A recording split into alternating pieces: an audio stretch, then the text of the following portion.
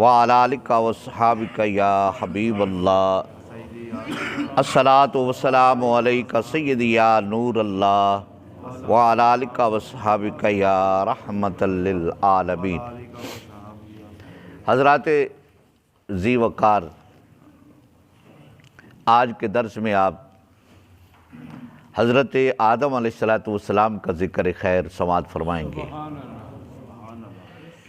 آدم علیہ السلام وہ ہستی ہیں کہ اللہ رب العزت نے اگر زمین بنائی، آسمان بنایا، عرش بنایا، چاند ستارے بنائے، دن رات بنائی تو کن کہہ دیا، لیکن آدم علیہ السلام وہ ہستی ہیں جن کو رب کعبہ نے اپنی قدرت کے ہاتھ سے بنایا ہے۔ سبحان اللہ۔ اور یہ وہ ہستی ہیں کہ اللہ تعالیٰ نے فرشتوں سے فرمایا کہ آدم علیہ السلام کو سجدہ کرو، اور انہی کے نا سجدے کرنے کی وجہ سے حضرت آدم علیہ السلام کو نا سجدہ کرنے کی وجہ سے شیطان پر لعنت پڑی۔ حضرت آدم علیہ السلام سے ایک لرزش ہو گئی، جس کی وجہ سے اللہ رب العزت نے زمین پر بھیج دیا، اور حضرت آدم علیہ السلام حدیث پاک میں آتا ہے، سرکار علیہ السلام فرماتے ہیں کہ 300 سال آپ اللہ رب العزت کی بارگاہ میں التجائیں کرتے رہے، اور سرکار فرماتے ہیں کہ 40 سال جب آدم علیہ السلام زمین پر آئے تو 40 سال آپ نے نظر اٹھا کر آسمان کی طرف نہیں دیکھا کہ مجھے اس رب سے حیا آتی ہے۔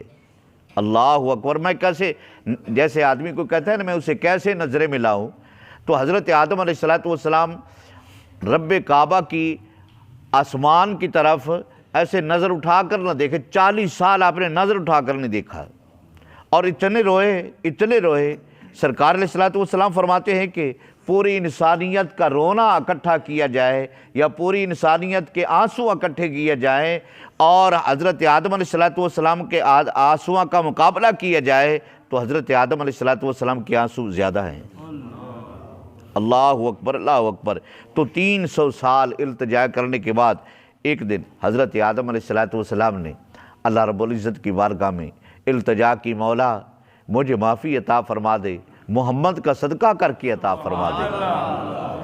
اللہ اکبر، محمد کا صدقہ کر کے عطا فرما دے۔ تو رب کعبہ نے فرمایا من محمد، یہ محمد کون ہے؟ رب کعبہ نے فرمایا کہ تم نے کیسے پہچانا محمد صلی اللہ علیہ وسلم کو، کیسے پہچانا؟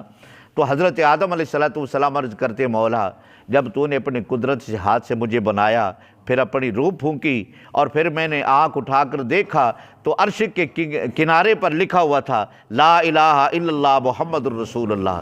تو میں نے سمجھ لیا جو نام تو نے اپنے نام کے ساتھ جوڑ کر لکھا ہے یہ واقعہ ہی کوئی اونچی ہستی ہے، تو اس کے صدقے مجھے معافی عطا فرما دے۔ سرکار علیہ السلام فرماتے ہیں رب کعبہ نے فرمایا اے پیارے آدم، محمد کا صدقہ کر کے تو جو تو نے میری بارگاہ میں دعا کی ہے تو نے اپنے لیے کی ہے، اگر تو اپنی ساری امت کے لیے کرتا، ساری اولاد کے لیے کرتا تو میں ساری اولاد کے لیے تیری دعا کو قبول فرما لیتا۔ اللہ اکبر، اللہ اکبر۔ آدم علیہ السلام وہ ہستی ہے کہ سرکار علیہ السلام کے وسیلے سے رب کعبہ کی بارگاہ میں دعا کر رہے۔ یہ جو میرے سامنے کتاب رکھی ہوئی ہے یہ ہمارے مسلک کے لوگوں نے نہیں لکھی، یہ مولانا ذکریہ صاحب ہیں جن کو دیوبند کہتے ہیں، ان کی کتاب ہے، ان کی کتاب سے میں درس دے رہا ہوں۔ ان کی کتاب میں یہ حدیث موجود ہے، انہوں نے کہا کہ حضور علیہ السلام کے وسیلے سے آدم علیہ السلام کی دعا قبول ہوئی ہے۔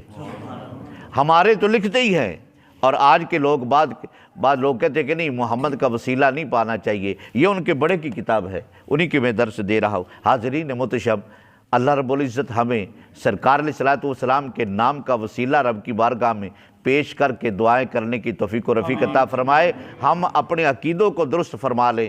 الصلاۃ والسلام علیکم سیدی یا رسول اللہ وعلی